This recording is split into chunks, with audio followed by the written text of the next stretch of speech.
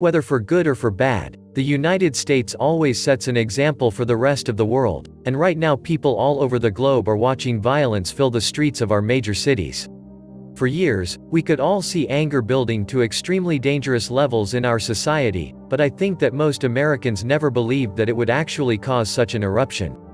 It has been heartbreaking to watch Americans fighting Americans, and I wish that all of our politicians would come together and form a united front in calling for an end to the violence. Instead, they just keep blaming one another, and things just continue to escalate. And when I use the word escalate, I am not exaggerating one bit.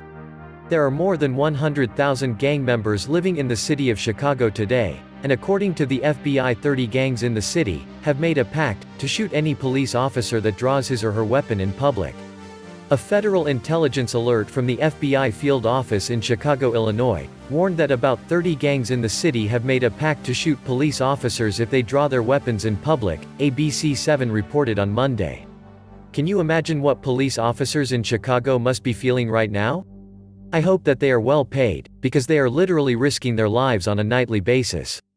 This new intelligence report specifically said that these gangs have agreed to shoot on sight any officer that draws a weapon, and the purpose of this violent pact is to garner national media attention.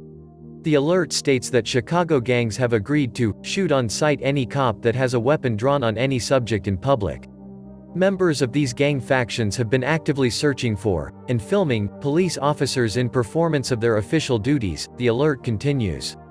The purpose of which is to catch on film an officer drawing his/her weapon on any subject and the subsequent shoot on sight of said officer in order to garner national media attention. Of course, a lot of people have been shooting at Chicago police officers already. According to Chicago Police Superintendent David Brown, the number of CPD police officers that have been shot at this year has already smashed the all-time yearly record. According to CPD Superintendent David Brown, there is an overall sense of lawlessness felt by local police, and the danger to police officers is real and increasing. I think it's bigger than a suggestion, said Brown. I think 51 officers being shot at or shot in 1 year, I think that quadruples any previous year in Chicago's history. So I think it's more than a suggestion that people are seeking to do harm to cops. Quote, "It is so sad to watch Chicago descend into complete and utter lawlessness. Each weekend, the violence in Chicago makes national headlines, and last weekend was no exception. 50 people got shot, and that included a mass shooting at a pancake house."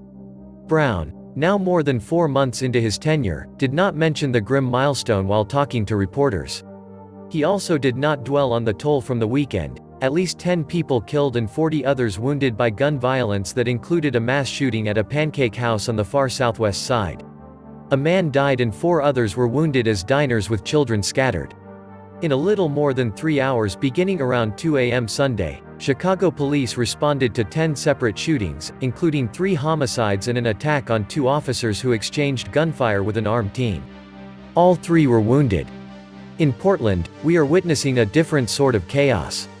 Political protests have been rocking the city on a nightly basis for 3 months straight, and on Monday night the protesters decided to target the mayor's house. Protesters in Portland gathered outside Democrat Mayor Ted Wheeler's apartment Monday night to celebrate his birthday by letting off fireworks and singing, "Happy Tear Gas to You." A fire was lit in the street outside the 58-year-old's apartment block in an upmarket area in the north of the city, as around 200 people gathered while blasting music, sounding horns, banging pots and pans, and playing drums. This is a perfect example that shows why the violence is not going to end no matter who wins the election in November. Ted Wheeler is not a Republican. He isn't even a moderate Democrat. In fact, he is one of the most far-left mayors in the entire country. But they targeted his home anyway. So many people warned us in advance that tremendous rioting, looting and violence would erupt in our major cities. In some instances, these explosions of anger are being fueled by political unrest, but in other cases we are seeing acts of violence that are completely and utterly mindless. A perfect example of this is an incident which just took place in Baltimore. Welcome back to the Survival Economist. Please take a second to click the like button. And I hope you consider helping with whatever donation you can afford. There is a PayPal link in the description box. Thank you. Video emerged Monday on social media showing a man crossing a street and another man sneaking up behind him and slamming him in the back of the head, which resulted in the victim falling face first to the sidewalk. Just before the victim was hit in the head, a voice, presumably from one of the people recording the video across the street, can be heard whispering, "Bitch you bet, not run." After the victim falls to the sidewalk, at least 2 people can be heard laughing and hollering in response. Video of this deeply disturbing attack has been posted on Twitter, and watching it made me incredibly sad. How evil do you have to be to celebrate when some random person is knocked unconscious by a brick to the head? I truly wish that the entire country could come together and agree to bring an end to the violence. But of course that isn't going to happen. If anything, societal tensions are likely to get even higher as we approach Election Day in November. It should deeply grieve all of us when we see Americans fighting Americans. There is so much anger and hatred all around us, and any nation that becomes utterly consumed by anger and hatred has no future.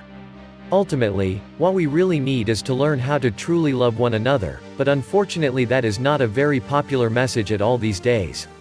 This was the Survival Economist. Please like, share, leave me a comment, subscribe, and please donate to help this channel.